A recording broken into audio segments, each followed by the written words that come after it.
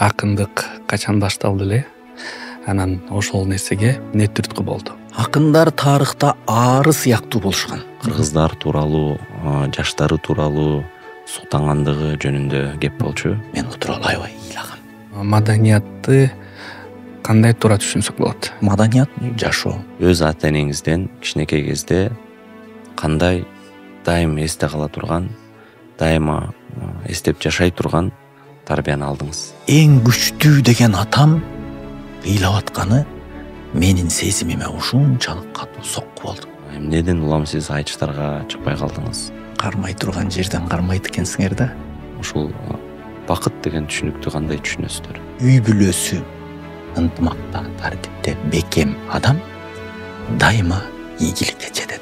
Кыргыз аял заты кандай болгондо дагы мыкты болот. Ачынында өлкөнү аялдар гана оңдошот. Күчтүү жарандардан түзүлгөн күчтүү бир өлкөгө айланарыбызга менин 150% ишеничим бар.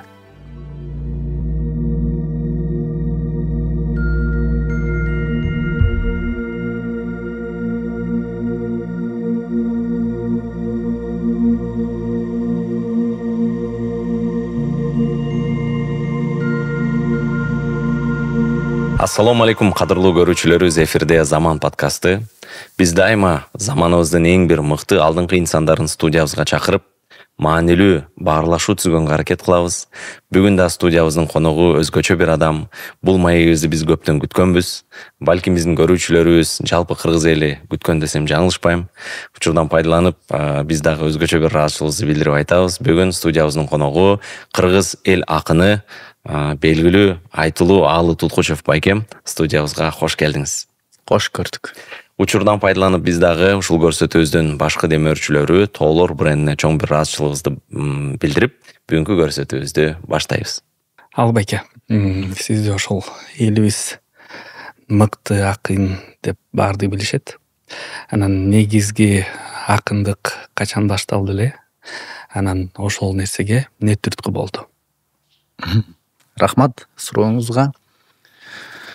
Биринчиден элибиз мыкты акын деп билишет деп көңүлүмдү көтөрүп койдуңуз окшойт. Баягы комплимент айттыңызбы, калплимент айттыңызбы, бирок рахмат. Негизи андай болбосок дагы кулагынан чоюп туруп отур 5 дегендей көңүл көтөргөнүңүзгө. Экинчиден акындыктын башталышы, негизги жалпы акындыктын башталышын сураган болсоңуз, ал Манас атабыздын доорунда, Манас атабыздын жанында жүргөн Ырамандын ырчуулу деген болгон экен. Ошол жанында жүрүп, атабыздын эрдигин көрүп, даңазалап, ырдап, бүгүнкүгө жеткирип, бул акындыктын башталышы ошондо башталган.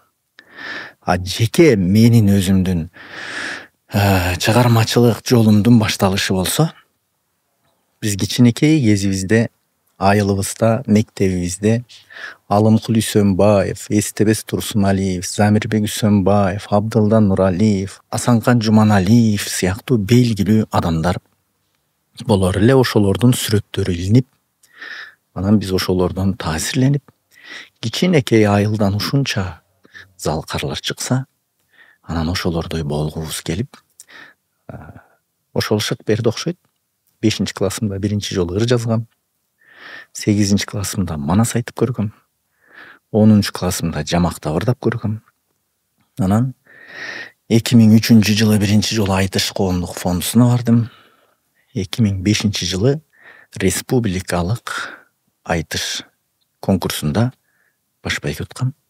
Ошондон бери аралашып калдым. Негизги тарыхта ошол акындын ролу кандай болчу эле?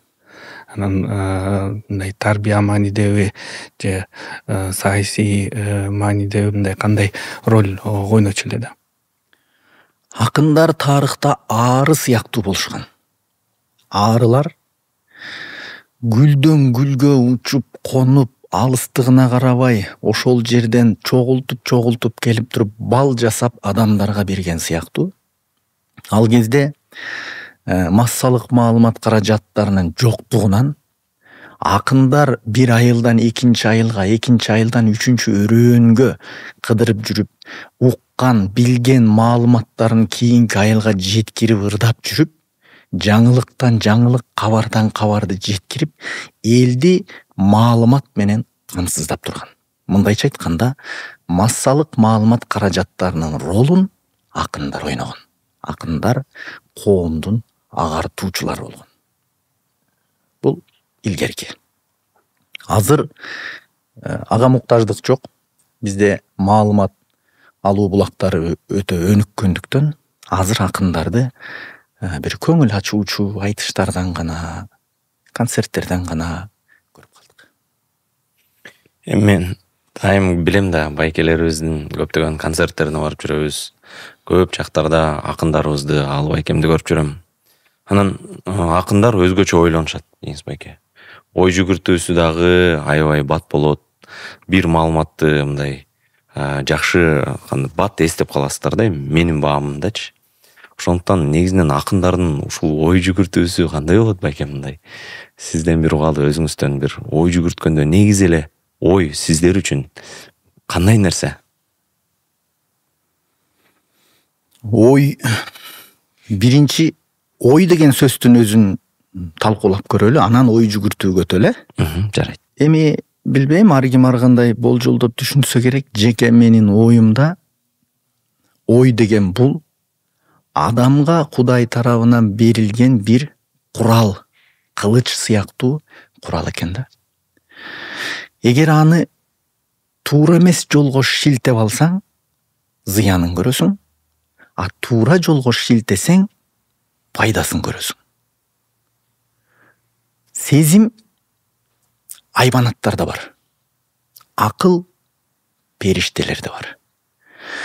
Акыл менен сезимдин ортосунан жуурулушуп, жиптей болуп чыйратылып келип чыккан нерсе бул ой экен. Жакшы ойлонуу, жашоонун жакшы жактары, жараткандын бизге берген жакшылыктары жөнүндө ойлонуп олтуруу менен адам периштенин даражасына чейин чыга алса, жаман нерселерди ойлонуу менен айбанаттын даражасына түшүп кетет экен. А мындай караганда ой күлүк ат болсо, биз анын артындагы чегилген арабадабыз. Эгер ошол күлүк атты тизгиндеп, туура жолго багыттап, башкарып, көзөмөлдөп турбасак, ал бизди жолу жок аң дөңгө ала качып жөнөсө, артындагы арабада биз талкаланабыз. Демек, буну дайыма көзөмөлдөп, башкарып, жакшы жолго алып жүрүш керек экен. Анан жакшы ойлонгон адамдар, демек жан дүйнөсү жакшы адамдар жакшы ойлонот экен.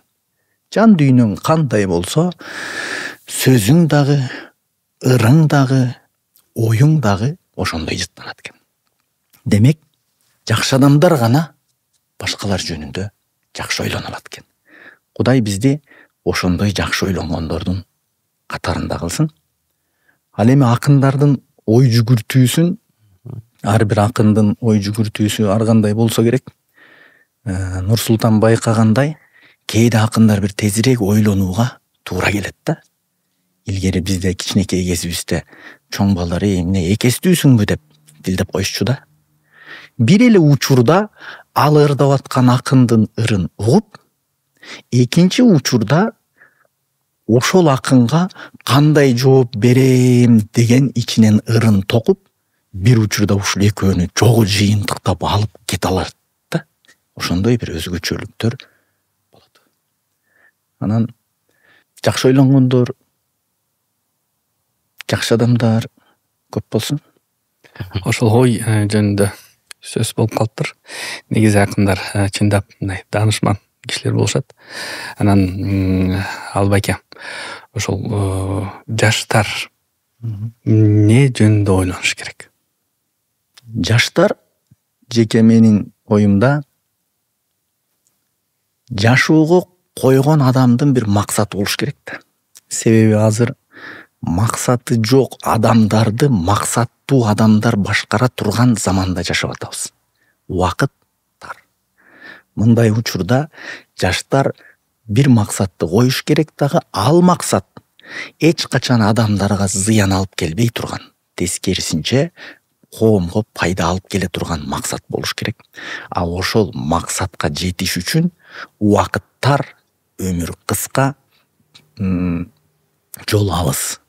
Демек, бирөөлөр менен көңүл ачып, эс алып, же бирөөлөрдү ушакташып сүйлөшүп олтурууга убакыт жок. Бир гана максатка талпыныш керек, чуркаш керек. А максатын коюп алган адамдар максатка жетүүнүн жолдорун гана ойлонот. Демек, максаттуу жаштар максатынын өтөөсүнө кантип чыгуунун тегерегинде ойлонуш керек деп ойлойм. Өтө маанилүү. Мындай америкалыктар колдонгон көп сөз бар да. Today's reader, tomorrow's leader дейт. Бүгүн ушул китеп окуган адам, ушул китепке жакын болгон адам эртеңки күндүн лидери дегенди билдирет.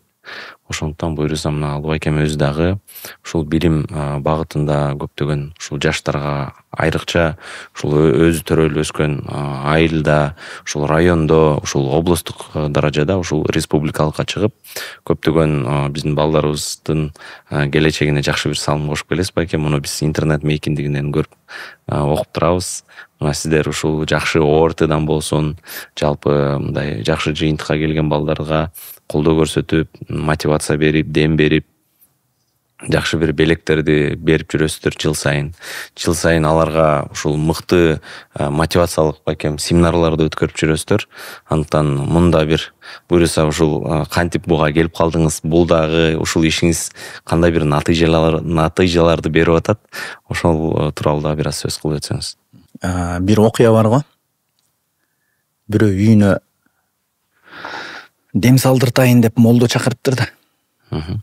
Анан баягы кыргыздыкы өмүрү окубаган Куран китепти үйгө молдо келет деп туруп анан атайын алып чыгып текчеден айнеке коюп коюптур терезеге. Анан молдо келип үйдө отурат, дем саларда. Анан акча жатыптыр китептин жанында. Терезе ачык, жел жүрүп атат. Желге акча учуп кетип, үй ээси таппай калбасын.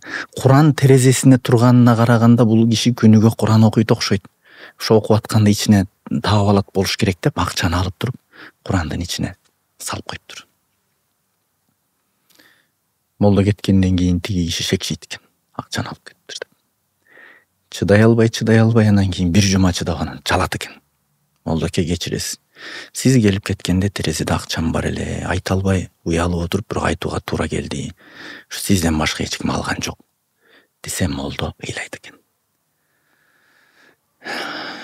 Демек, акча бекитсең китептин арасына бекит.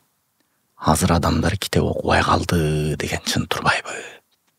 Акчаң шамалга учуп кетпесин деп Курандын ичине салып койгон деген экен. Биз ушундай заманда жашап атабыз.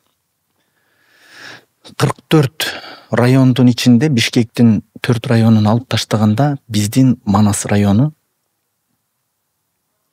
жалпы 40 райондун ичинде жыйырты тесттин жыйынтыгы боюнча 36 орунда турат экен. 22-23 жылдагы билим берүү министрлигинин чыгарган статистикасы боюнча. Өзү казак эли менен чектеш болгон, чек арага жакын, өтө алыскы аймак болгон үчүн көп жактан артта калганбыз. Жолубуз жакшы эмес. Суу тартыш, киши башына үлүш жыйты сотуктан жер тиет. Жайытыбыз тар. Жайлообуз казак туугандар менен чек арада талаш. Анан ошондон улам биз жол сала албайт экенбиз. Көпүрө сала албайт экенбиз. Бирок жол сала турган, көпүрө сала турган, Айтматовтай ааламга жол салып бере турган уулдарды, кыздарды өстүрүүгө эмнеге болбосун деп ошол районубуздан чыккан колумда бар аттуу баштуу жигиттер менен сүйлөшүп, кеңешип олтуруп, анан Билерман деген бир уюштуруучу топ түздүк. Бул биле турган билимдүү эр болсун, ман деген англисче алганда адам, эркек адам. Мындайча айтканда билимдүү, даанышман, уйчуман, койчуман деген сыяктуу адам дегенди билдирип атпайбызбы? Анан ушундай ат коюп туруп анан ушул ишти баштадык. Былтыр жалпы районубуз боюнча 500 000 сом байге коюп туруп, чоңдор арасы жана мектеп окуучулары арасы деп туруп китеп жарыш кылдык. 2 китептен жакшы катышты. Андан тышкары жыйырты тесттин жыйынтыгы боюнча дагы байгелерди койгонбуз. Аларды да тапшырдык. Эми бул жылы жыйынтыкты карасак 36 орундан 28 орунга жылыптырбыз. Бул деген демек жыйынтык. Андай боло турган болсо бул жылы дагы көрөлү деп, бул жылы дагы жарыя кылып келдик. Китеп жарышыбызды 500 000 сом байге менен дагы өткөрдүк. Былтыркыга караганда 2 эсе көбүрөөк киши катышты. Адамдар жандуу, ыкластуу. Аны көргөндө аябай толкундандык, сүйүндүк, жакшы иш жасап аткандыгыбызга кубандык. Эми июнь айында жыйынтынын жыйынтыгы чыкканда дагы барабыз, дагы байгелерибизди тапшырабыз. Андан кийин жыйынтыгын көрөбүз. Себеби билимдүү коом бийиктейт, а билимсиз коом бирикпейт. Биздин өнүкпөй жатканыбыздын эң чоң кайгысы бул караңгылык. Биз өзүбүз убагында татыктуу билим ала албай калганбыз. Анткени 91-жылы союз кулап, биз эгемендикти алып, мамлекет эмне кылаарын билбей, жолун таппай, элдер жумушун таштап базарга чыгып аткан маалда 1-класска барыптырмын. Мектеп өзүнүн алын таппай калган. Мугалимдер айлап жылдап айлыгын ала албай калган. Ошол заманда биз мектепти окуп баштап, билимге ээ боло албай калган муунбуз. А ошол муун өздөрү билимден жабыркагандыгы үчүн кийинки балдарын билимдүү кылып чыгаргылары келишет дагы. Ушул муун азыр колдон келишинче балдарын билимдүү кылып өстүрүш үчүн жакшы кымбат мектептерге акчанын көзүнө карабай окутууга далалат кылып жатышат. Демек, ошол балдарыбыз менен эртеңки келечегибиз жарык. 2 билимдүү адам алдыга тартканы менен 10 билимсиз адам артка тартып олтурса, демек мамлекеттин алдыга жылышы оорураак болот экен. Жапа-тырмак бир багытты беттеп бийиктеш үчүн биз жапа-тырмак балдарга билим, таалим, тарбия берүүгө аракеттенишибиз керек экен. Анан биз кээде ойлонобуз, менин балам ыймандуу болсо, билимдүү болсо дегенибиз менен, а башкалардын балдарычы? Биз эртең ошол башка бирөөдүн кызын келин кылып алабыз жана кызыбызды башка бирөөдүн баласына беребиз. Анда биз башкалардын да балдарын тарбиялайлы, ал балким эртең сенин күйөө балаң же сенин тукумуңду улап бере турган келиниң болуп калышы мүмкүн. Демек, башкалардын балдары дагы биздин балдарыбыз сыяктуу. Анда бардыгын тарбиялоого колубуздан келишинче чымчыктын түкүрүгүнчөлүк болсо дагы салымыбызды жасай берели деген ниет менен ушул иштерди кылганбыз. Өтө сонун проект экен. Анан сиз өзүңүз кайсы китептерди окуганды жакшы көрөсүз? Анан ошол биздин көрүүчүлөргө кайсы 1-2 китеп сунуштай аласыз да? Рахмат. Мен негизи буга чейин көбүнчө адабий китептерди окучумун. Тарыхый китептерди кызыкчумун. Анан кийинки күндөрү азыр биздин жан дүйнөнү ойгото турган ар кандай түрлүү психологиялык китептер чыгып атат. Азыр аларга дагы кичине кызыгып баш багып окуп атам. Акыркы окуган китебим чоң китеп болуп калды. Асанбек Стамовдун Хан Дейиш деген китебин көптөн бери бир барактай албай жүрдүм эле. 900 беттен ашык турат экен. Анан ошону барактап олтуруп, көп ичиндеги ала турган маалыматтар дагы бар экен. Анан кээде ичинде адам таң кала турган дагы нерселер бар экен. Анан ушулардын баарын карап олтуруп, биздин жаштар дагы ооба заман өнүгүп атат, аалам өнүгүп атат. Ошонун жанында ушуларды кошо ала жүрсө аттиң деген бир ойго келип калат экенсиң да. Анан чагылгандын көз жашы Касым Тыныстанов жөнүндө китепти дагы окуп чыктым. Ошондо Касым Тыныстановдун элибиздин тили үчүн, келечеги үчүн, жаштардын билимдүү болушу үчүн кандай азаптарды чегип, ак жеринен күнөөлүү болуп, биротоло жок болуп кеткендери, ушуларды окуганда көзгө жаш келбей койбойт экен. Анан бирок бизге бул эгемендик жөн эле жерден келип калбаптыр. Аталарыбыздын көз жашы, маңдай тери, каны, алар өздөрүнүн жанын найзанын учуна, кылычтын мизине байлап, анан ушул бизге жеткирип бериптир. Балким мекенибиздин кызыл болуп гүлдөп атышы ошол ата бабаларыбыздын тамчылаган канына сугарылган үчүн кызыл болуп гүлдөп атышы мүмкүн. Демек биз бул эгемендиктин баркын билип, кийинкилерге дагы ошондой илим, билим, жакшы маданият, адеп ахлакты жеткирүүгө далалат кылышыбыз керек экенин түшүндүм. Акынбек Алыбайке, ошол акындык жолунда кандай кыйынчылыктар болот жана ошол кыйынчылыктарды сиз өзүңүздүн жашооңузда кантип өтөсүз? Кыйынчылык ар бир кесипте, ар бир өнөрдө болсо керек.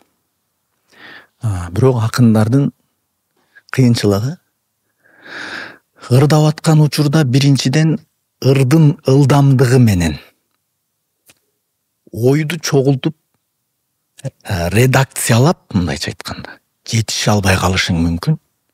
Анан кээде уйкаштык издеп кетишиң мүмкүн. Анан кээде бир жаңылыш сөздөр айтылып да кетиши мүмкүн. Ооздон чыгып кеткен сөздү кайра артка тарта албай, анан ошонун запкысын жеген учурлар көп болот.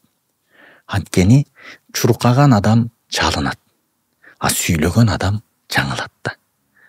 Демек, ырдап атуу учурда мурдатан обону чыгарылып, сөзү жазылып ырдалган ырды аткаруу бул башка болгону менен, ал жерде жамактап ырдоодо адамда кээде көп катачылыктар кетип калат. Анан бул учурда биз катачылык деп эсейбиз, кыйынчылык деп эсептейбиз буну. Болот Шерниязовдун бир айткан сөзү бар, мага ушул абдан таасир берди эле да. Кыргызды эч ким эч качан чөгөлөтө албайт. Анткени кыргыз жан баштап гана жаткан эл дейт да. Демек, биз кээ бир учурда өзүбүз баспайбыз, өзүбүз иш кылбайбыз, анан жан баштап гана жатып, сын айтып коебуз го. Андай киши жаңылбайт, чалынбайт экен. Баскан киши, иш кылган киши жаңылышы да мүмкүн, чалынышы да мүмкүн. Бирок ал чалынган кишини биз күнөөлөбөшүбүз керек. Анткени адашып атып, чалынып атып, акыйкатты табат.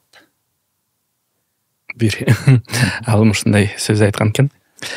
Мөмө бербеген бакка таш ыргытылбайт депчи. Ооба. Мөмө бергенибиз үчүн ар кандай нерсе боло берет экен да жашоодо. Эң сонун байкем, бир ирет ушул өзүңүздүн өкүл кызыңыздын окуясы тууралуу айтып калдыңыз эле. Ушул бир жапониялык мэрден интервью алып атып, кыргыздар тууралуу, жаштары тууралуу суктангандыгы жөнүндө кеп болчу. Ошону кененирээк көрүүчүлөр менен бөлүшүп койсоңуз. Укканыңды койбойт экенсиң да. Менин бир Жаркын деген жакшы өкүл кызым бар. Анан журналист болуп иштеп, Японияда Кыргызстандын маданият күндөрү болду. Жаңылбасам, бул 14-жылдын 21 июлү беле, айтор жайдын айында болгон экен. Анан бул жактан өкүл болуп, ошол менин өкүл кызым да бар.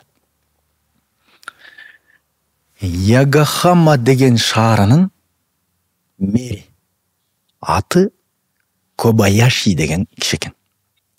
Жумушуна велосипед менен келип кетет экен. Кыргызча шайтан араба дейбизби? Анан ошол кишиден интервью алып атып, Кыргызстан маданият күндөрү болуп аткандыгы үчүн Кыргызстан жөнүндө сурап келатып, анан суроонун аягында минтип суроо бердим дейт.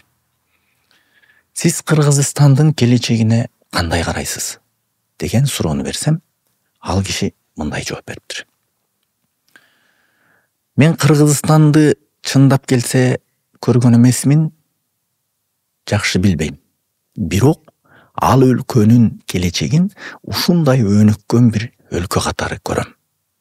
Анткени мен Кыргызстанды билбегеним менен кыргызстандык Японияда иштеген жаштарды билем дептир.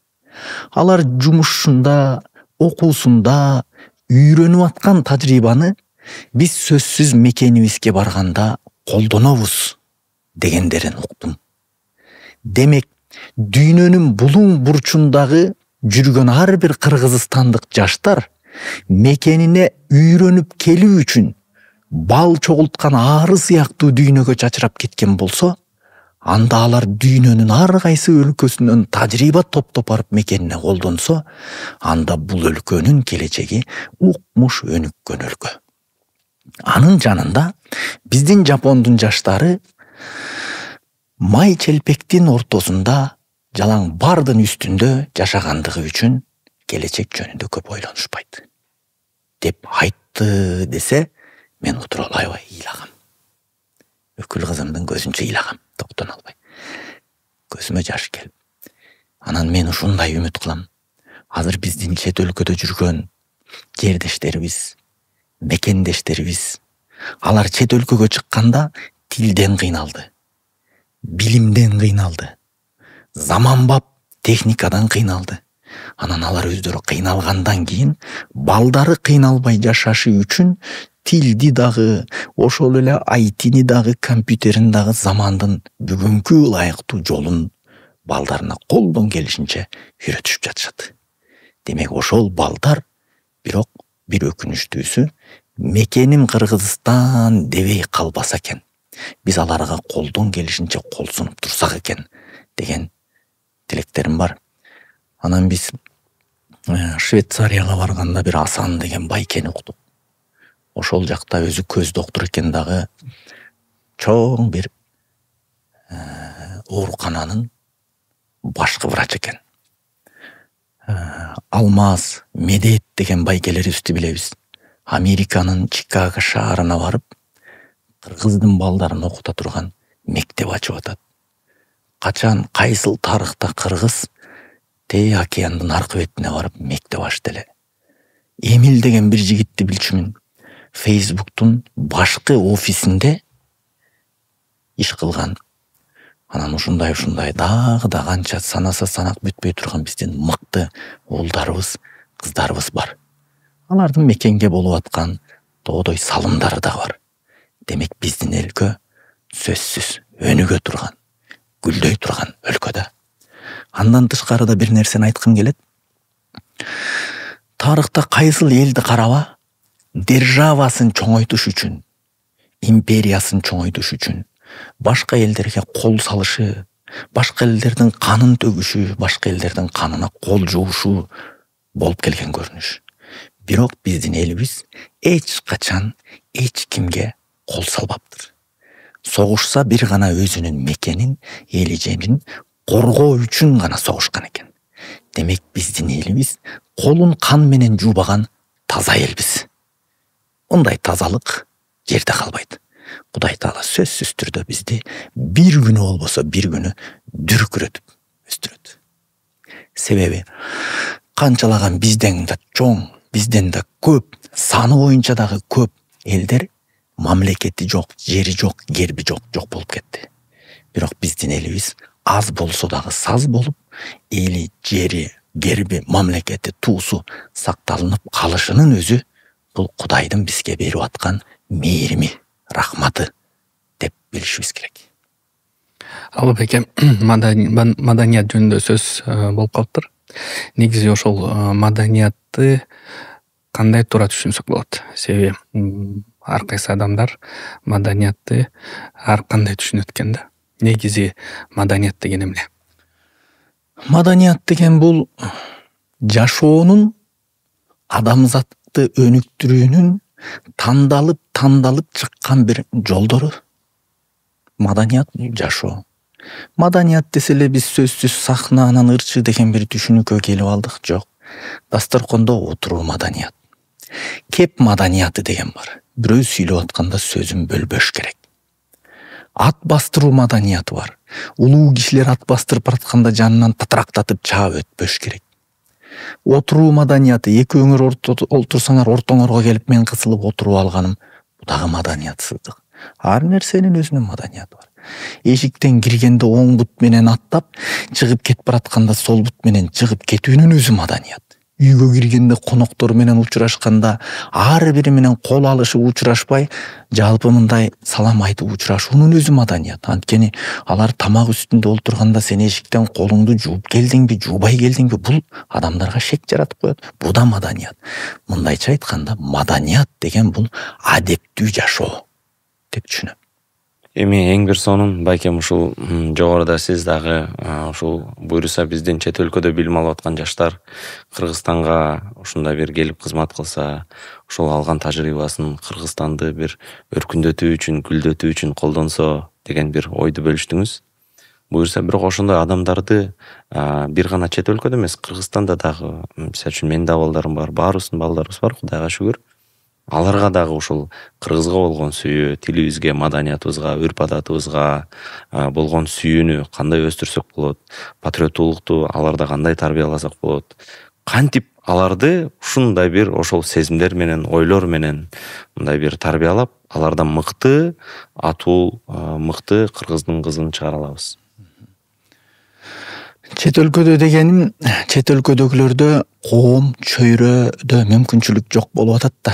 Ошон үчүн биз ошол муунду жоготуп жибербешибиз үчүн чет өлкөдө биз жанагыдай кыргыз мектептерди, бала бакчаларды, атайын бир маданий ийримдерди ачып, бул жактан атайын ошого ылайыктуу мугалимдерди жөнөтүп иш жасасак жакшы болор эле деген эле тилегим. Кыргызстандын ичиндеги бизде жакшы сөз бар го. Балаңды эмес, өзүңдү тарбияла. Сен кандай болсоң, балаң сендей болот. Атанын, эненин ар бир кылган иши бала кумир тутуп, ошону туура адатка айландырып жашайт экен да. Анан үйдө, жүрүш турушта, жумушуңда башка, үйдө башка болуп жашоонун өзү бул алдамчылык болуп калат экен да. Жумушта кандайсың, көчөдө кандайсың, жана үйдө кандайсың, баары айланып келип, кандай сүйлөсөң, ошондой жаша, кандай жашасаң, ошондой көрүн деген улуулардын сөздөрү бар го. Демек, балдарга биз сөз айтуу менен эмес, жашап көрсөтүү менен таалим бере алат экенбиз да. Мисалы мындай келтирсек, биздин бир агайыбыз жакшы бир мисал келтирет. Ителги өзүнүн балапанын 40 күндүн ичинде уядан учурат экен. Бирок ителги эч качан балапанына отургузуп, мынтип сабак өтүп сүйлөп бербейт экен. Көгүчкөндү кармап келип туруп аскадан жерге таштап, кайра учуп бараткан көгүчкөндү учуп келип туруп илип кетип үйрөтөт экен, көрсөтөт экен. Миң уккандан бир көргөн деген сөз бар го кыргызда. Аны көргөн балапан ошону туурап ата-энесин бат эле үйрөнүп кетет экен. Карышкыр өзүнүн күчүктөрүнө баш тоголотуу деген ыкма бар. Ошол эле жеген койдун, малдын башын тоголотуп, аны күчүктөрү баса калып үйрөнөт. Кийин качып бараткан эликти болсун, кийикти болсун, карышкырдын күчүктөрү баса калып, талап, өзүнүн оокатын жешти үйрөнөт. Карышкыр дагы күчүктөрүн тизип коюп туруп, аларга сабак өтпөйт, сүйлөбөйт, ал жашап көрсөтөт. Бир гана адам баласы өмүр бою сабак алууга муктаж экенбиз. Жаныбардын баардыгы кандай төрөлдү, ошондой жашоосун үйрөнүп кете берет экен. Бир гана адам өмүр бою окушу керек, үйрөнүшү керек. Демек, биз балдарга айтып дагы, бирок анын жанында көбүрөөк жашап көрсөтсөк дагы жакшыраак болот. Демек, аны үйдө биз колдонушубуз керек. Эмне үчүн болбосун, Нурсултан комуз үйрөнсө, балдарына кечинде жумуштан чарчап келгенде комуз чертсе, келинчеги бала бакчада баласын алып күндүн ысыгында чарчап келатканда алдынан комуз менен тосуп алып ырдап берсем эмнеге болбосун. А балдар ошону көрөт, үйрөнөт. Албаке, сизде канча балаңыз бар? Анан балдарыңыз кайсы нерселерге кызыгып атат? 2 уулум, 2 кызым бар. Кыздарым азырынча кичинекей. Уулдарым эр жетип келатышат. Улуусу ошол ата сиздей болгум келет дейт. Бирок кээде мен көргөн кыйынчылыктарды карап, ушуну балам көрбөй эле койсо деп ойлоном. Бул ойлоном, бирок тыйбайм.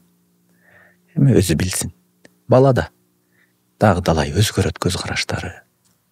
Дагы жүрүп коомдун өтүшү, замандын өтүшү, анан ошол айланасындагы коомдун таасири аркылуу балким дагы ойлору жүз өзгөрөт. Кыскасы тыюу жок, бирок багыт көрсөтүп коюу биздин милдет.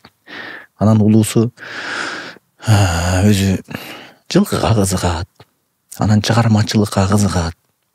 Кээде бирдекелерди жазат, кээде бирдекелерди жасайт. Сүрөттү жакшы тартканы бар. Айтор ушундай мындайча айтканда жан дүйнөсү аябай сезимтал, чыгармачылыкка жакын. Ал эгерде бизнес чөйрөсү башка чөйрөсүндө болсо бат эле алданып кала турган насик. Экинчиси болсо, ал өзүнүн жемин эч кимге жедирбей тургандай. Анын көз карашы такыр башкача. Анан ал футболго кызыгат. Өзбекстан, Казакстан, Түркияга чейин кыдырып футбол ойноп жүрөт. Машалла. Албаке, ошол Албакени көп жылдан бери тааныйбыз. Анан Албаке аябай улакка кызыгат да. Анан аябай активдүү катышат. Ошол улакка болгон кызыгуусу качан пайда болду? Жана сиз үчүн улак Аттан баштабайлы байкем. Ушул байкем аттарды жакшы көрөт. Аттар тууралуу ырларды жазат. Аттар менен аябай мындай адамды атка салыштырат, атта адамга салыштырат. Ушул окшоштуктарын издейт, ырларындачы. Ошондуктан кенен ошол тууралуу сөз кылып берсеңиз. Рахмат. Өзү бардык жаратылган жаныбарлардын ичинен эң сулуусу, көркөмдүүсү жылкы. Жана эң тазасы дагы жылкы. Эгерде кайсыл бир айгырдын үйүрүнө өзүнүн канынан болгон бир байтал же бий кошулса, карабайт. Биз 7 ата өтмөйүнчө үйлөнбөгөн сыяктуу. Ошол эле маалда жылкы минген баланын көңүлү менен кошо коркпостук, шер жүрөктүк, эр жүрөктүк сезимдер ойгонот.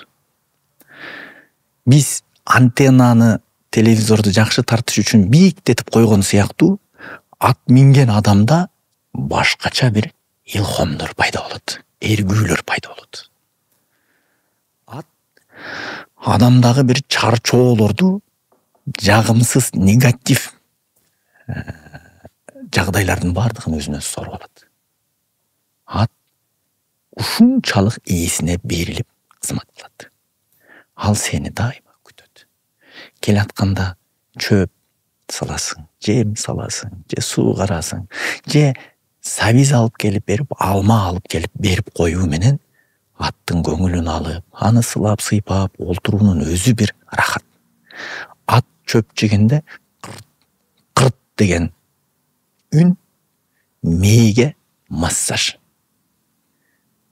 Азыр бир трендке айланып жүргөн бир сөз бар. Ат минсең оорубайсың, бирок ат менен оорусаң айыкпайсың дегенчи. Мен силерди дагы атка кызыктырып оорутуп коюш үчүн айтып коеюнчу ушул нерселерди. Анан ат өзүнүн ээсине ушунчалык берилүү менен кызмат кылат. Бирок ушул сапаттар кээде бизде жок. Ат кызганчаак болот. Кайсыл эл кайсы жаныбарды бакса, мүнөзү ошого окшош болот. бүтүндөй пайгамбарлардын тарыхын окусаңар, кичинекей кезинде козу баккан, кой баккан, алар ошол үчүн сүзбөгөн, теппеген, момун жаныбар болгон үчүн ал пайгамбарлар дагы адамдарга пайда алып келген берекелүү адамдар болушуптур. Айрым учурда кээ бир элдерде бар, алар башка жаныбар багат, ит багат жана башка, алар ошондой. Бирок биздин элибиз жылкы баккан үчүн жылкы мүнөзбүз. Арыктасак Россияга чейин барып иштейбиз, семиргенде киши жолотпой тепкилеп калабыз. Бирок жылкынын жакшы мүнөзү бар, ал кызганчаак болот. Пайгамбарыбыз саллаллаху алейхи вассалам хадиси бар, кызганбагандар бейишке кирбейт. Дегенде биз бир гана аялын кызганууну түшүнүп калбашыбыз керек. Ыйык нерселерди, элиңди, жериңди, мекениңди, диниңди кызган. Ошондо кызгануудан барып патриоттуулук, патриоттуулуктан барып баатырлык жаралып чыгат. Демек, биздин ата-бабаларыбыз кичинекей мекенибизди жоодон кызганып жүрүп, жет атабыз жаткан топурагынын үстүнөн душмандын буту баспасын деп коргоп сактап жүрүп, бизге ушул бүтүн келечектүү, күнөстүү, жаркыраган мамлекетти калтырып берди да. Анткени алар өмүр бою жылкы багып, жылкы мүнөз, мекен сүйөр, кызганчаак болушкандыгы үчүн. Анан ошол себептен улам мен жылкыны жакшы көрөм. Улак жөнүндө. Улак бул кыргыздардын жоокерчилик заманда жигиттерди эр жүрөктүүлүккө, мекенди коргоого, ден соолугу чың болууга даярдалган армиялык бир жагдай көрүнүшү да. Көкбөрү чабууда адам ийкемдүү болот. Ошол эле маалда шамдагай болот, чапчаң болот. Демек, бул биздин көкбөрү оюну, ат жабыш оюну. Демек, ат үстүндө шамалдай ойногон шамдагайлыкты, жигиттерге кан айландырып, кан жүгүртүп, дайыма ден соолукта болууну үйрөткөн бир оюн. Анан бүгүнкү күндө бул биздин жөн гана хобби деп коет го. Көңүл ачып, кээде бир энергияларды чыгарып, терс энергияларды тура турган бир оюнубуз. Ата-бабаларыбыздан калган экен. Эч кимге зыяны жок. Ойногон жигиттердин ден соолугуна пайдалуу оюн. Бирок жылдан жылга кээде күлүк аттардын улам күлүктүгүнөн, курчтугунан, замандын өнүгүшү менен алар дагы өнүгүп атат, кан алмашып атат. Анан кичине оюн тартиптери катуураак дагы болуп кетиши мүмкүн. Бирок анын баары калыпка салынып, эрежеге салынып, азыр баары эле жакшы болуп келатат. Эң сонун Алуу акемден бир ыры жагат да магачы. Чакан жөнөкөй сөз менен, тил менен айтылган, бирок аябай бир баалуу, мыкты ойду камтыган. Сөз мындай, ыр мындай: тегирмендин чоң паарасы жалгыз жатса бул кайгы, жалгыз жаткан ошол таш жалпай талбайт курайды. Эки чоң таш эгер бириксе, талкан кылат буудайды. Дал ошондой сыңары күч бирдикте турбайбы деп. Мына ушул элибиздин күчү, ынтымагы, биримдиги тууралуу дагы көптөгөн ырларды жазасыз. Элибизди ошол нерсеге үндөйсүз өзүңүз. Биз буга абдан сыймыктанабыз. Бирок ушул сөздөрдү айтуу үчүн дагы демек мыкты сезимдер, ойлор керек. Жан дүйнө ошого түрткүсү келет. Ошол биримдик жөнүндө дагы бир эки сөз айтып койсоңуз. Ооба. Ошол ырды дагы кошумчалап коеюн, Жарайт. Мына 5 манжа турат 5 бөлөк, беттесе душман чыргылат. Жалгыздап турса күчү жок, жандаса зөөкүр тындырат. 5-өсүң эгер бириксең, анда бир койгон жерин сындырат. Демек биз ушул жумулган колдой биримдикте бололу деген дагы жерлери бар болчу. Албетте, биримдик, күч бирдикте. Бардык нерсени биз биримдик менен жеңет экенбиз. эгерде футбол талаасында дарбазасы жок болсо, ар ким топту ар кайсыл жакка тебе берсе, бир дагы голго туш болбойт экен, упайга туш болбойт экен дагы, баардыгы ии сооп чарчайт экен. Жок, алар биригип туруп бир багыттуу дарбазаны беттесе, анда алар ийгиликке жетишет экен да. Демек, биз биримдикте болгондо гана бир багытты беттеп, бир тарапты багыт алсак, анда бизде сөзсүз өнүгүү болот экен. Кээде байкасаңар, үйдүн же машинанын ачкычы, эгер ал жалгыз болсо жоголот. Ага кошумча дагы бирдекелерди, бир лок бирдекелерди кошуп илип койгондо, же дагы бир 2-3 ачкычты илип койгондо ал жоголбойт. Эмнеге? Биримдиктин күчү. Эгер биздин алдыбызда турган жол башчы болгон адамыбыз бир деп эсептесек, биз Кудай алдында өзүбүздү нөлбүз деп эсептесек, ошол астыбыздагы адамдын аркасына туруп берсек, биз 1000, балким миллион болобуз. Жок, ар бирибиз өзүбүздү мындай сезип кетсек, 0,0001 болобуз. Демек, ар бир өзүнүн орду менен, чеги менен, анан бир жерге бириккенде, бизде биримдик, ынтымак болсо, биз сөзсүз ийгиликтердин неченин багындыра алат экенбиз. Анткени бир машина бузулуп калса, ал машинаны балким мен дөңгөлөгүн оңдогонду жакшы билем. Нурсултан моторун оңдогонду жакшы билет. А балким анын аба кирүү системасын Дениз байке жакшы билет.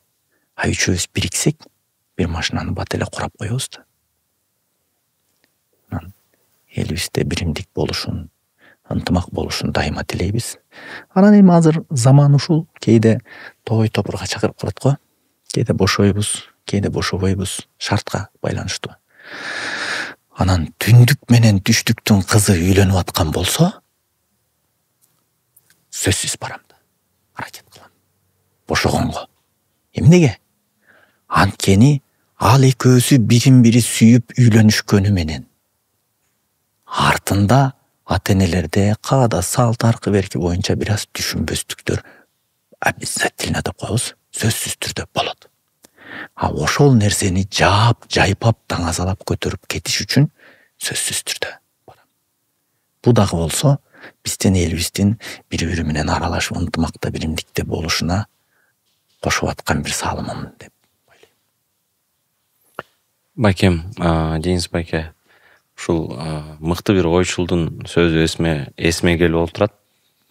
Ар бир адам өзүнүн бактылуу күндөрүн келечекте издейт экен да. Келечекте мындай болсо, акча тапсам, бай болсом балким, же ушул ишти бүтүрүп алсам, же ушул кызматка келсем, мен бактылуу болом деген ойдо адамдар жашайт экенбиз. А бирок дейт, чыныгы бактылуу инсандар дейт, ушул бир карап өзүнүн өмүрүнүн аркасын караган кезде өзүнүн эң бир бактылуу күндөрүн көрө алыш керек дейт да. Мындай жакшы бир мыкты адамдарга пайдасын алып келип атканын, мыкты иштерди аткарганын бир көрүп адам өзгөчө бактылуу болот дейт негизичи. Эми пайгамбарлык дагы пайгамбарыбызга 40 жашында келген экен. Мына байкем, сиз дагы пайгамбар жашындасыз. Мындайча айтканда, ошондуктан мындай чыныгы азыр бир даанышмандуулук мындай статуска келип отурасыз да. Көп нерсени көрдүңүз. Анан сиз дагы ушул жашооңузду бир аркаңызды караган кезде өзгөчө эмнелерди эстейсиз? Кайсыл, балким кыйналып, бирок ошол азыркы учурда сизге ошол аябай таттуу, берекелүү болгон нерселер бар. Ошол тууралуу дагы бир аз бөлүшүп койсоңуз. 40 жашында адам өзү бышып жетилет экен да, толот экен. Ошон үчүн пайгамбарга 40 жашында пайгамбарлык берилсе керек. Бирок кээде биздин кыргыздарыбыз бизди өзүбүз алдайбыз да. 63 жашты пайгамбар жаш. Ой, али пайгамбар жашка жете элекмин деп коебуз. Демек, мага окшогон 40-ка чыкса деле акылы толо элек, быш элек адамдар ушундай шылтоолорду айтат окшойбуз да. Анан өзү адамга келген ар бир жакшы күндөрдү кийин эстегенде аттиң деп эстейт экенсиң. Аттиң. Ошондой жакшы күндөр эле өтүп кетиптир. Адамга келип аткан кыйынчылык күндөрдү кийин эстегенде шүгүр, ошол күндөрдөн кутулдум деп эстейт экенсиң. Демек, артты карап олтуруп, биз кээде жакшы күндөрдү ай аттиң ошондой күндөр дагы өтүп кеттир дегенибиз менен артта өтүп кеткен кыйынчылык күндөргө шүгүр, ошол күнгө караганда бүгүнкү күнүм алда канча бактылуу. Кечеги күн өттү, кетти. Эртеңки күнгө жетер жетпесибиз арсар. А бүгүнкү күн биздин чыныгы күнүбүз. Анда бүгүнкү күндү азыр жана ушул жерде бактылуу жашап коюш керек экен да. Анан Нурсултан Майназаров деген элдин баары тааныган, билген, сыйлаган, барктаган жигит. А Денис Пышкин дегенчи, кыргызды мындай кой, орусу кошо сыйлаган.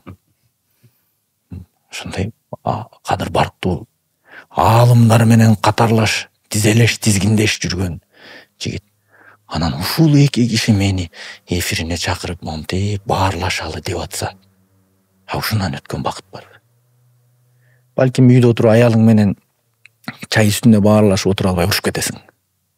Мындай кишилер менен баарлашып отуруп, демек бакыт ушул. Анан арттагы өткөн күндөрдү карап кылчайып, ошол күндөрүм бакыт эле, анан азыр деген күндөрүмдү көп деле эстей албай койдум, Нурсултан. Албайке, көп жылдан бери намаз окуйсуз. Анан ошол акынчылыкты жана руханий баалуулуктарды жашооңузда кантип бирге алып барасыз? Намаз окуу бул ар кимдин жеке өзүнө гана тиешелүү ибадаты. Сенин намазың башкаларга эч качан тоскоол болбойт. Болбошу да керек. Ал өзүм үчүн. Ал менин ырыма да тоскоол болбойт. Ыр, өнөр бул бычак сыяктуу. Дүкөн бычакты чыгарды жакшы ниет менен. Ал бычакты ата-энеңе алма туурап бер, нан туурап бер, эт кесип бер, пайда табасың, сооп табасың. Жок, ал бычак менен бирөөдү сайып салсаң, күнөө табасың. Бирок сен аны менен бирөөдү сайып салганда, ал бычакты чыгаргандыгы үчүн завод күнөөлүү болбойт. Туура эмес колдонгон сен күнөөлүүсүң. Демек, биздин өнөрүбүз дагы ошондой. Муну жакшы жолго колдонсоң, пайдасын көрдүң, эл да пайдасын көрөт. Жаман жолго колдонсоң, сен да, эл да зыянын көрөт. Демек, намаз окуунун адамдарга зыяны болбогон сыяктуу эле, аны менен кошо алып жүрүү өнөрдүн дагы эч кимге зыяны болбойт. Анткени жан дүйнөң кандай болсо, ырдаган ырың ошондой жыттанат. Ырыбыз жаман жыттанып калбаш үчүн колдон келишинче аракет кылабыз, бирок биз пендебиз, жаңылышабыз, адашабыз, каталарыбыз көп болот. Каталары көп болгондугу үчүн биз пендебиз.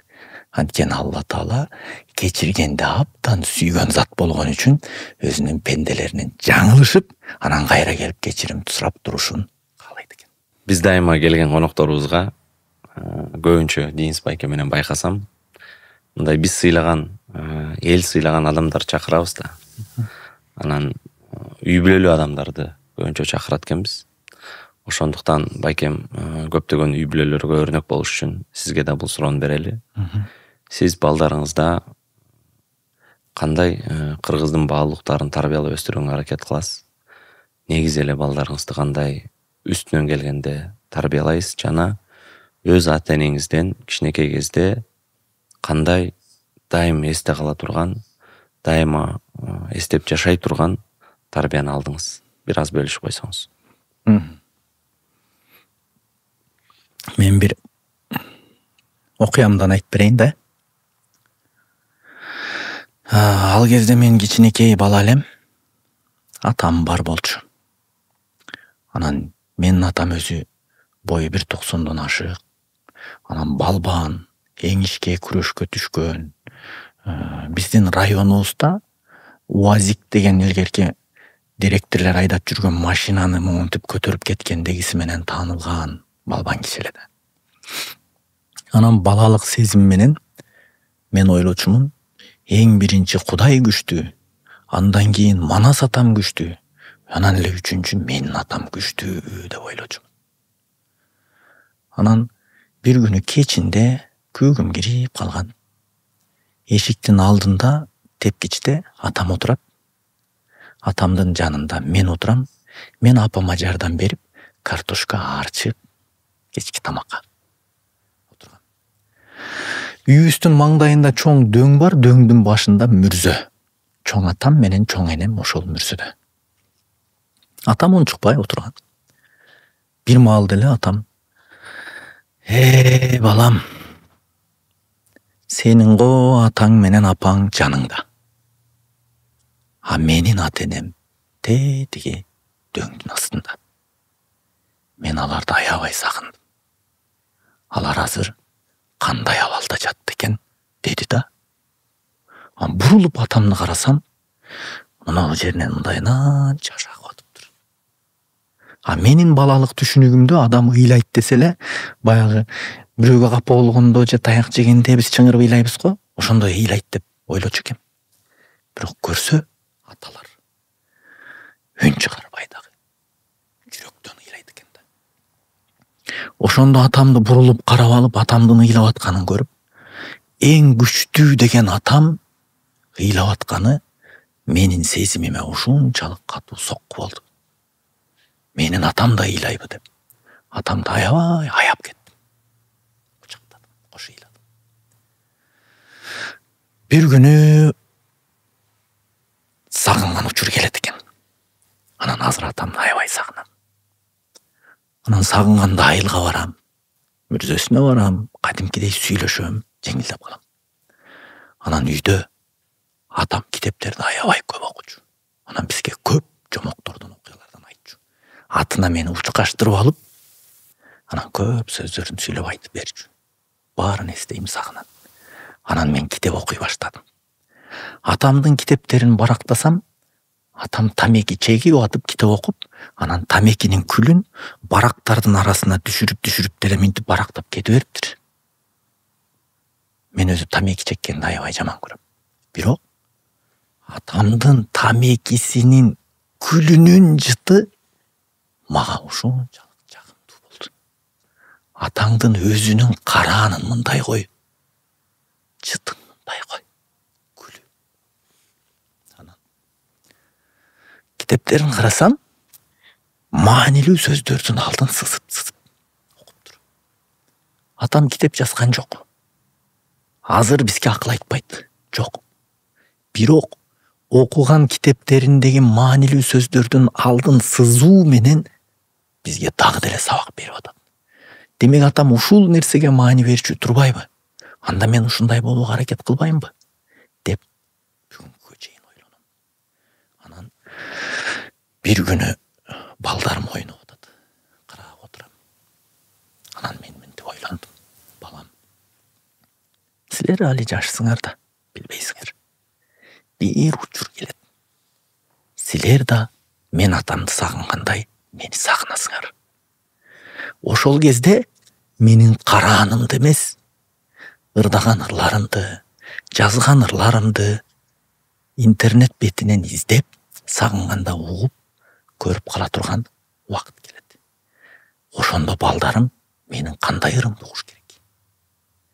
Мен азыр өлдүм, талдым, сүйдүм, күйдүм, сенсиз жашай албайм бирдеке деген ырларды ырдашым керекпи? Эртең балдарым таалим алып угуш үчүн. Же балдарыма сабак боло турган ырлардан ырдашым керекпи? Азыр менин көзүм бар болгон үчүн, колдо бар алтындын баркы жок болуп, балдарыма бул нерсе таасир бербеши мүмкүн. Бирок бир учурлар келет, булар таасир берет. Ошол үчүн мен азыр жеңил желпи мындай ырларда эч качан аткарбоого, ырдабоого аракет кылам. Өзүм үчүн эмес, ошол балдарыбыз үчүн түз жүрүүгө, тетири баспоого аракет кылам. Демек ушул жасап атканымдын бардыгы балдарыма атам мага тарбия бергендей тарбия бере алсам экен деп кылып аткан аракетим деп билем. Түшүнүктүү байкем. Машалла. Эми жалпы элдин оюнда болгон дагы бир сурообуз бар дейбиз байкем экөөбүздүн. Бул суроону аттап өтпөсөк, биздин көрүүчүлөрүбүз дагы таарынып калышы мүмкүн. Ушул жалпы журтубуздун дайыма ушундай аалы акын, көптөгөн кыргыз казак айчтарын жеңүүчүсү, кыргыз республикалык айчтардын жеңүүчүсү эмне үчүн көптөгөн жылдар бою айчтарга чыкпай калды? Ушул биз карап өтсөк 8-9 жыл болуп калыптыр. Эмнеден улам сиз айчтарга чыкпай калдыңыз? Ошону айтып берсеңиз.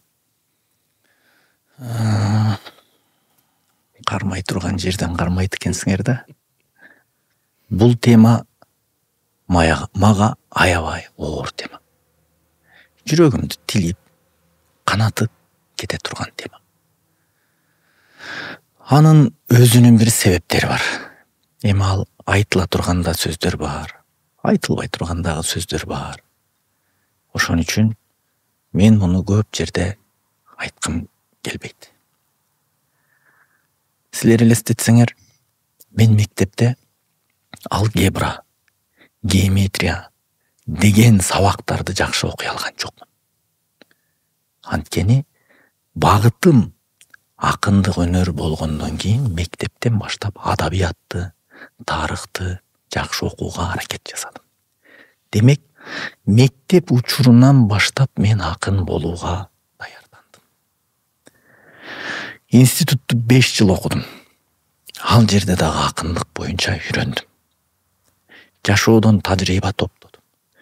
Эми быштым, эми ырдап, эми айтышка чыгам деген кезде айтышты токтотууга туура келди. Анын бир нече себептери бар. Бирок аны мен айткым келбейт. Айткан сайын ыйлагым келет, эстеген сайын ыйлагым келет, жүрөгүм тилинет. Ушунча бир өмүр даярданып келип туруп, анан аны токтотуп коюу мага оңойго турган жок. Көңүлүм чөктү. Өзүм чөктүм. Депрессияга кабылдык. Башка бирөө болсо балким ичип кетмек беле, чегип кетмек беле. Кудайды таанып калгандыгыбыз үчүн бул нерседен араң-араң сакталып калдык. Ошол учурда мени ошондой абалдан, жагдайдан көк бөрү оюну сууруп кетти. Атка алаксыдым, көк бөрүгө алаксыдым. Мен ошон үчүн көк бөрүнү жакшы көрөм. Атты жакшы көрөм. Алар мени сууруп чыкты. Ошол кезде менде ушундай ой пайда болду. Ат менен сүйлөшөм, ат менен сырдашып отуруп, адамдарды жакындан тааныган сайын атты жакшы көрүп баштадым деген ойдун тегерегинде көп ойлондум.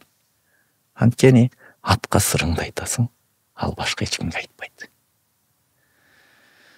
Бүгүн дагы жүрүп отуруп 9 жыл аралыгында ошол нерсенин баарын унутуп жөнгө салып, анан азыр эми унутуп келаткан жараны кайра сиздер тырмап атасыздар да. Бирок өнөр бир гана айтыш менен чектелип калбайт экен. Бул айтыш деген акындык өнөр чоң бутак дарак болсо, айтыш өнөрү анын бир болгону бутагы. Андан тышкары эл ырчысы эстебес тобу менен 7 концерт иштеп чыктык. 7 концертибиздин 2 концертине 2 президент келип, көрүп отуруп, катышып, колдоп, буну баарына жайылтыш керек деп, керек болсо биздин эстебес тобуна бир автобус белекке берип кетти. Мурунку ажообуз. Кийинки ажообуз дагы келип, өзүнүн жакшы сөздөрүн айтып, жакшы белектерин берип кеткен. Бул деген сөз, демек биздин койгон концерттерибиз президенттер келип көрө турганчалык деңгээлде жакшы болду деген сөз. бир эле концертибизди элдин суроолору менен 11-12 жолу кайталап бердик. Орундуктар жетпей калгандыктан ортодогу адамдар өтчү жолдорго дагы өзүнчө стульчиктерден коюп, отургучтардан коюп, кошумча билеттерди чыгарып концерт коюуга туура келди. Андан тышкары жакында Раймалы Бегимай деген мюзикл коюлду Кыргыздарда биринчи. Ошонун либреттосын, тексттерин, ырларын бардыгын даярдап жазууга анда дагы катыштык, аракет кылдык. Азыр Кыргызстанда эң жакшы мюзиклдардан болуп, аябай суроо талап көп болуп, эл батпай жакшы кабыл алынып жатат. Демек, булар дагы эмгек, булар дагы өнөрдүн аркасы. Анан айтышка чыкпай калса эле болду, баары бүттү деген сөз эмес. Биз андан да башка жанрларында, андан да башка тармактарында кызмат кылууга болот экенин түшүндүк. Албеке, ошол негизги азыркы кезде биздин коомубузда кандай сиздин көз караш боюнча көйгөйлөр бар жана ошол көйгөйлөрдүн чечүү жолдору? Көйгөй деген эми көп да. Бирок ал көйгөйдү, ар бир көйгөйдүн өзүнүн чечүү жолдорун, өзүнүн ошол иштин чеберлери бар, ошол иштин адистери бар. Алар ошол тараптарда чечип жатса керек. Бирок менин жеке оюмда, эгерде сен 100 жылдыгыңды ойлосоң, анда балдарга жакшы билим бер дейт го. Анан мен ойлой берем ушул. Кийинки муунга биз билим берүү тармагын көбүрөөк колго алсак. Анткени азыр Кыргызстандагы жаш балдардын канча бир көп пайызы бала бакчага бара албайт экен. Бала бакчага барбаган баланын бала бакчага барган баладан аң сезиминин өнүгүшү ал да канча кечирээк, жайыраак болот экен. Себеби башкалар менен аралашып, мамилелешип, азыркы тил менен айтканда коммуникация деп коет го. Мындай пикир алмашуу баланы тез өстүрүп, коом менен аралаштыруу тез бийиктетирет экен. Демек бизге азыр бала бакчалардын заманбап болуп салынышы, андан тышкары мектеп ачып атабыз, салып атабыз, бирок анын сапаты кандай? Билим берүүдөгү сапаттарыбыз кандай? Дүйнө жүзүндө Кыргызстандын желегин көтөрүп намыс алып келип аткан спортчуларыбызды олимпиадада дөңгөрөтүп тосуп алган сыяктуу, ошол эле билим олимпиадасында алтын медаль алып келип аткан балдарыбызды тоспой коюп аткандагыбыз. Демек, бул биздин билимге экинчи маанидеги нерсе катары, арткы пландагы нерсе катары көңүл бурбай жаткандагыбыз эмеспи? Керек болсо сиз жакшы билесиз го. Курандын биринчи аяты дагы оку деп түшпөдү беле. Демек, адамдар өздөрүн окуп, өздөрүн изилдеп, өзү ушул ааламды изилдеп өнүксө, биз дагы бийиктемек элек да. Биз кээде чет өлкөлөрдө кыдырып көргөндө, кээ бир өлкөлөрдүн бизден 100 жыл алдыга кетип калгандагысын көргөндө, менде ушундай ой пайда болот. Демек, булар бизден 100 жыл алдыга кеттиби? Анда булар 8 саат уктап атканда, биз 4 саат укташыбыз керек экен. Булар 8 саат иштеп атканда, биз 12 саат иштешибиз керек экен. Калган учурун биз уктабай окушубуз керек экен, өсүшүбүз керек экен. Анткени ар бир өнүккөн өлкө бир гана билимге таянуу менен гана өнүгүптүр. Бизде ойлойм, биринчи эле ушул билим, караңгылык. Экинчиден биримдик, ынтымак. Үчүнчүдөн колунда барлар колу жокторго шарт түзүп, билим алууда болсун, өнүгүп иштеп кетүүдө болсун, жардамдашсак, ушул 3 көйгөй чечилсе, башка бардык көйгөй өзүнөн өзү чечиле турган жерде турат. Рахмат, буйрса биз дагы ушул сиз айткан сөздөрүңүздү иншалла өзүбүздүн жашообузда дагы пайдаланабыз деген чоң үмүттөмүн. Анан негизинен эле акындар түрдүү ойго батат, түрдүү сезимдерге батат.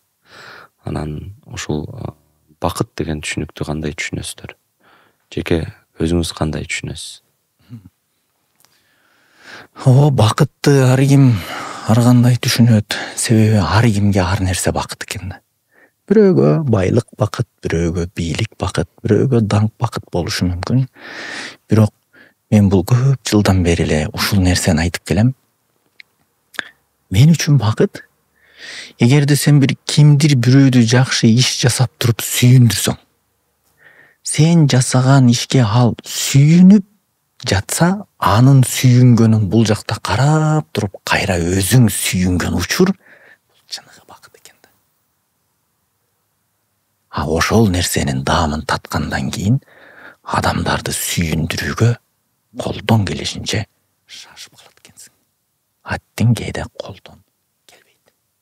Анткени адамга күнүгө эле бактылуулук буйруа бербейт окшойт. Сиз дагы Алыбайке дайыма бизди кубантасыз. Жеке көп жакта жолуксак, Алыбайкем биздин кайнагабыз болот, келинчегибиз Таластан. Менин карындашыма сөзсүз белек ала бар деп мага кээде жакшы бир белектерди берет, акча тыйын берип кетет. Буга бензин куюп албай сөзсүз бир жакшы таттуу ала бар деп айтасыз. Ошондо алып барасыңбы? Алып барам. Бир дагы жолу алып барбай койгон жокмун байке. Сага ишенем. Ошондон улам мен ойлойм байкем, сиз жашоодо мына сизди ойлосом бир 15 жылга жакын тааныйт экем. Жеке баарлашып дайыма биздин көзүбүздө дайыма өзү да болгондой көрүнүп көрүнгөндөй болгон адам сизсиз. Ошондуктан биз абдан сыймыктанабыз, анан ийгиликтүү адам деп билебиз. Ошол ийгилик дегенди сиз кандай кабыл аласыз? Ийгилик деген эмне негизи сиз үчүн? Сен мени токойдун арасына айдап атат окшойсуң.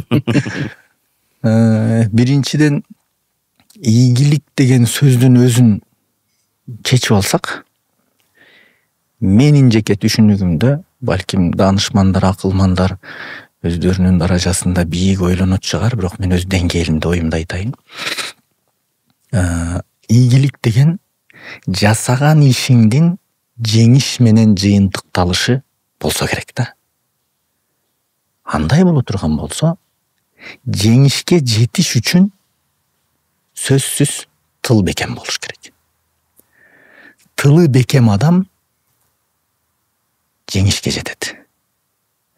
Буту тайбаган адам финишке жетет. Ошо сыяктуу үй бүлөсү ынтымакта, тартипте бекем адам дайыма ийгиликке жетет. Демек, ийгиликтин эң башаты үй бүлөдө. Сен эртең менен бир иш менен аттанып чыгып атканда, үй бүлөң, жарың, биз ачкалыкка чыдайбыз, бирок тозоктун отуна чыдабайбыз. Сен бизге арам жол менен эмес, адал жол менен ырыскы таап кел. Анткени сага ишенем. Сен аны кыла аласың, деп артыңдан дем, күч берип турса, биздин эркектер тоону тешип, ташты чайнап туруп, кайра кум кылып түкүрүп коюуга күчү жете турган эркектер. Үйүндө тынчтык болбосо, үйдө жаман сөз кылып чыккан эркектин көчөдө сөзсүз светофордо же бир кесилиштерде башка шоопурлар менен, айдоочулар менен кагышкан, сөгүнүшкөн, жаман атмосфера тартуулаган жагдайлар болот. Үйдөн жаман аттанып чыккан киши эч качан үйгө жакшы ийгилик менен кайтпайт деп ойлойм. Байкем, биздин айымдар тууралуу бир эки ооз сөз кошуп өтсөңүз. Негизинен ушул сиздин көз карашыңыздагы мыкты эркекти көп сүрөттөп өттүңүз. Анан ушул аларга дем бере турган аял заты жакшы болуш керек деп айтып атпайсызбы азыр? Негизинен эле ушул кыргыздын айымдары кандай? Кыргыз аял заты кандай болгондо дагы мыкты болот? Бул өзү кыргыз аялдары, айымдары. Тарыхтын бетин дагы карасаң, башка бардык элдердин айымдарына караганда чыйраак, бекем, үй бүлөгө күйүмдүү, жолдошуна ишенимдүү, ошол эле маалда үйдүн ичинде назик айым, тышка чыкканда жоокер болуп чыга келген. Илгерки жоокерчилик заманда капыл тапылдан душман басып келгенде кыргыздын эр жигиттери чыгып согушуп, алы жетпей калганда тоого чыга качкан. Кыргызды тоолор сактайт деген бир сөз бар да.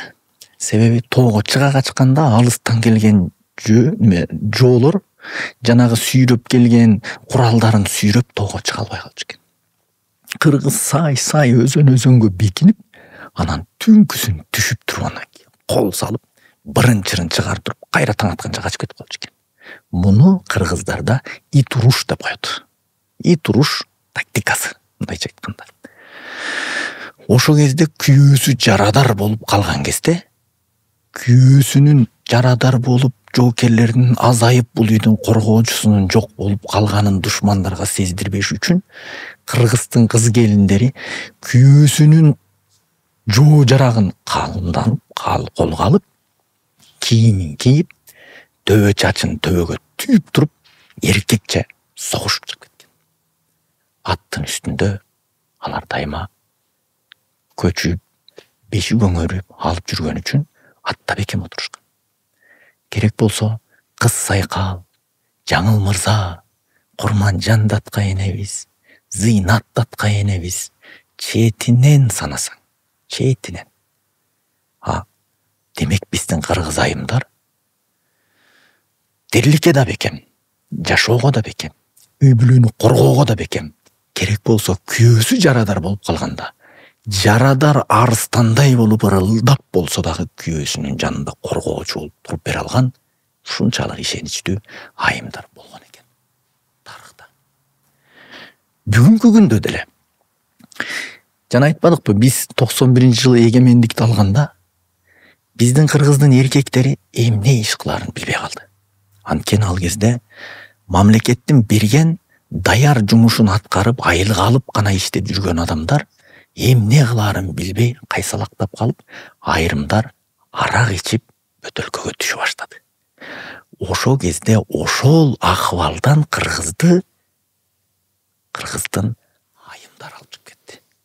Чаар сумканы көтөрүп туруп, казанды, балдарды күйөөсүнө таштап туруп, базарга чыгып туруп, керек болсо биягы Ташкент, ар жагы Россияга чейин кыдырып туруп, бизди ошол акыбалдан биздин айымдар алып чыгып кетти.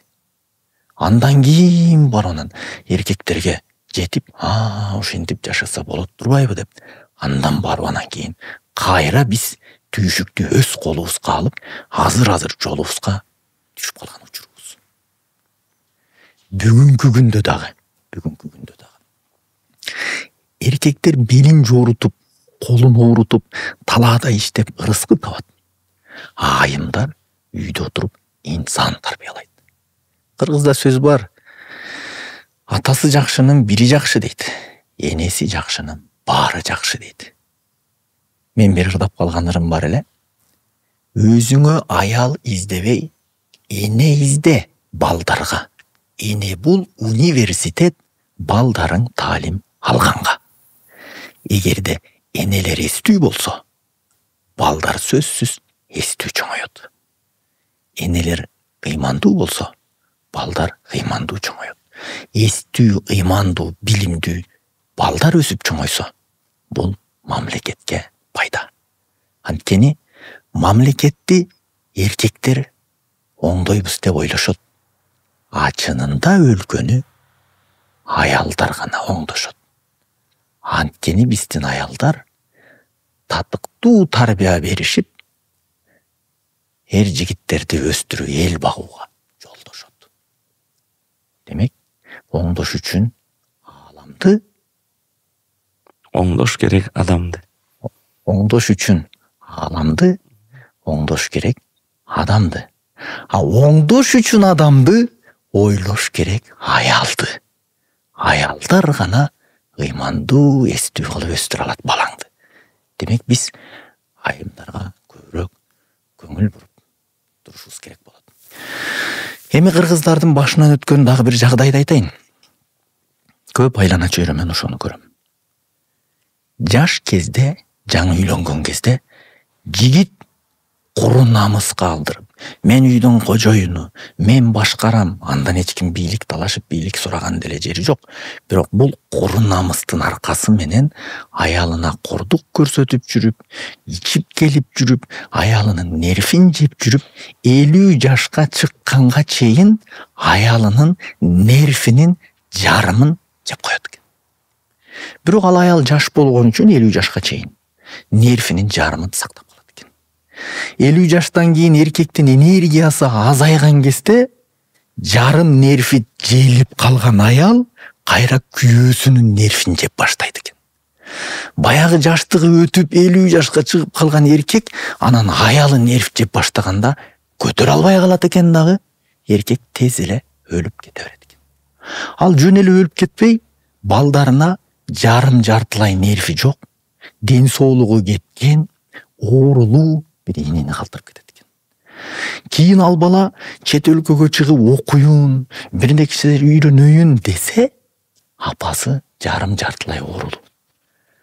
Атасы убагында зомбулук көрсөтүп атканын көрүп калган бала апасын ушунчалык аяп калат экен дагы, апасынын айланасынан айланып чыга албай, чет өлкөгө окуусуна кете албай, мен кетсем апамдын жагдайы кандай болот деп, баланын дагы тагдырына балта чабылат экен.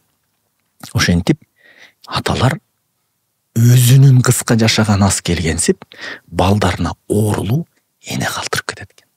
Биз концерт бергенде, айтыштарга чыкканда биздин көрөрмандарыбыздын көбү улуу апалар, аталар.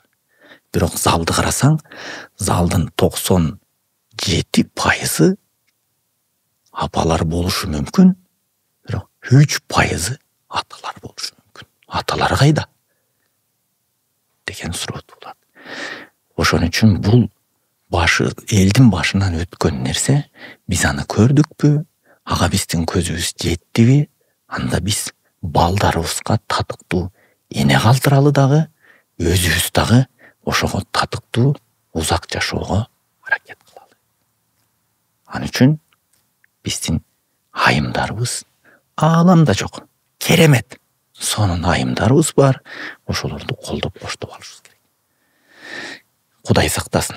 Эгерде дүйнөдө атомдук согуш башталып, жер мындай тегиз болуп кете турган болсо, көп элдер жашоосун жоготот. Бирок Кыргыздын кыз келиндери, үй бүлөсү жашап кете алат. Анткени бир үй бүлөнү алып барып туруп, тоого эч ким жок жерге таштап койсоң, уйдун тезегин көң кылып кышкырга камдайт. Жүндү кыркып туруп боз үй тигет, кийим тигет, терини алып туруп тон тигет, уйдун терисин бутка чарык кылып тигет. Кыскасы, жоктон барды жасап чыга алат. Муну Кыргыздын айымдары гана жасап кете алат. Башка бардык улуттун айымдарын таштап көр, паникадан жок болуп кетет. Демек биздин айымдар ааламда жок, керемет заттар. Ошол заттарды бизге насип кылган Кудайга миң мертебе шүкүр. Байкем, сиздин бир ырыңыз бар эле. Ушул интернет мейкиндигинде абдан популярдуу. Менин атам сеникинен жакшыраак деген. Мына ошол ырыңыздан балким бир аз окуп берсеңиз, бөлүшүп койсоңуз. Себеби энелер жөнүндө, апалар, айымдар жөнүндө көп сөз болду. Ата деген бул өзүнчө бир чоң тема. Мен аны жатка айтайын десем жаңылып кетип, элдин угуп аткан ыкыласын бузуп албаш үчүн окуп айтып берейин, Темасы менин атам сеникинен жакшы эле. Адал иштеп, адал тамак тапчу эле. Айткан акыл насааттары башка эле. Барга дагы, жокко дагы бышырды, балдар жейт деп, кээ күн ачка жатчу эле.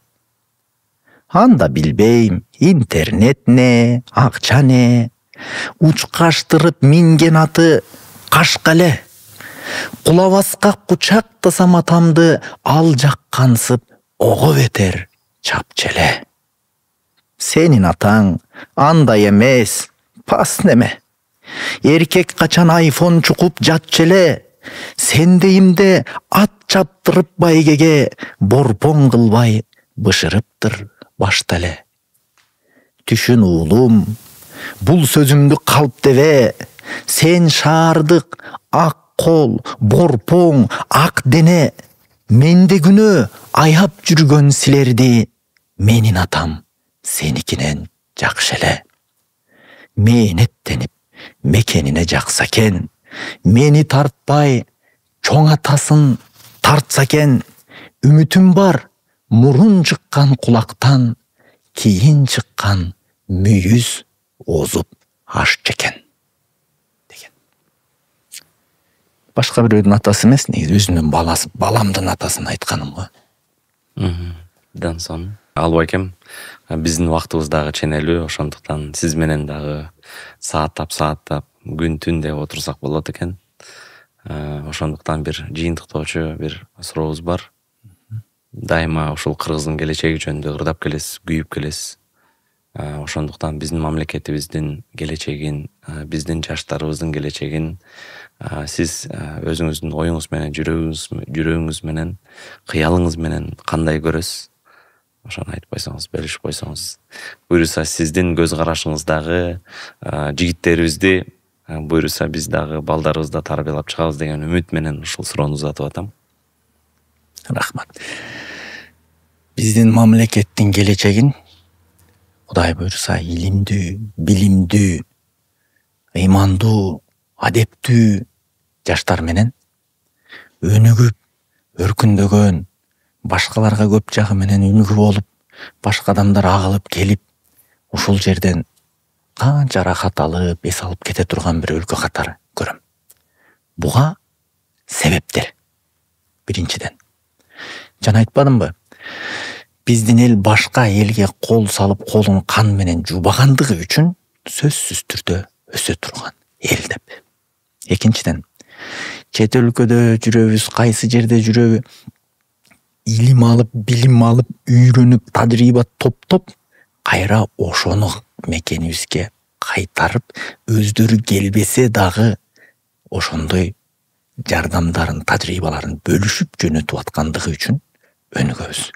Үчүнчүдөн, алманын курту бар го, мындай караса деле тамак, мындай караса деле тамак да. Ал ордунан кыймылдабай, айланасы тамакка курчалып жаткандыгы үчүн курттун күчү жок.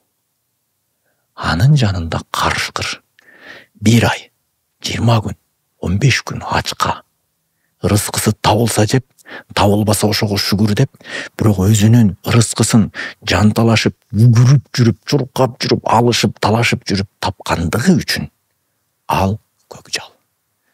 Циркке дагы ойнобойт. Талаанын көкжалы. Эң күчтүү, сүрдүү жаныбар.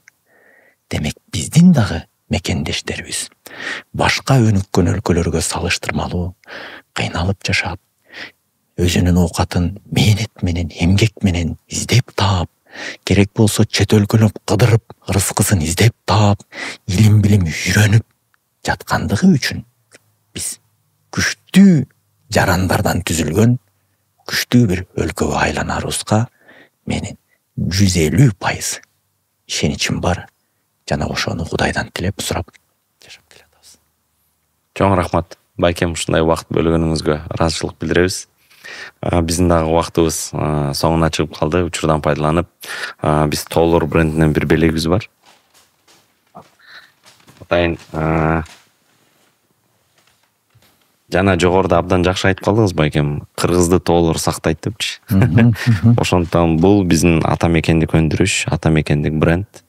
Муну ушул Толор брендинен биздин демирчилерибизден белек кабыл алып коюңуз. Чоң рахмат. Бул Толор менимче Симон Кубайкеники болсо керек эле. Ал кишини да жакшы тааныйм, жакшы билем. Мыкты киши. Эл жер үчүн, мекен үчүн кызмат кылсам дегендердин бири. өзү бийикке чыккандар алысты көрөт. Демек тоолор дегенине караганда а киши ушу тоонун башында алысты көрүп, анан арканды кенен таштап жакшы иштерди жасап атат окшойт. Ишине ийгилик. Баарыбыз бийикте эле. Баарыңарга рахмат сиздерге. Анан учурдан пайдаланып, биздин досторубузга, даамдуу досторубуз Додо пиццага ыраазычылыгыбызды билдиребиз. Жана ушул эфирлерибизди биз Лувр эмерек салонунда тартабыз. Келип көрүп, өзүңүздөрдүн үйүңүздөргө, офисиңиздерге жакшы бир эмерек алып кетсеңиздер болот. Албай экем, чоң рахмат. Абдан күттүк сизди. Жакшы бир убакыт бөлүп бердиңиз. Адам баласы үчүн азыр эң баалуу нерсе бул убакыт. Мен ойлойм, буюрса бул эфирибиз дагы көптөгөн жылдар бою алыста болгон мекендештерибиз дагы, Кыргызстанда болгон жалпы жаштарыбыз дагы, улууларыбыз дагы сиздин бир үнүңүздү угуп, ойлоруңузду угуп, абдан кубанды деген үмүттөмүн. Жеке биз дагы кубандык. Чын айтсам, байке эфир башталганда сизди карап не суроо береримди да билбей, оюмду жоготуп, Айтор буга чейин мындай болгон эмес. Кайын журттан сүрдөп турган жакшы. Айтор, сизге терең ыраазычылыгыбызды билдиребиз. Чоң рахмат байке. Рахмат, бар болуңуздар.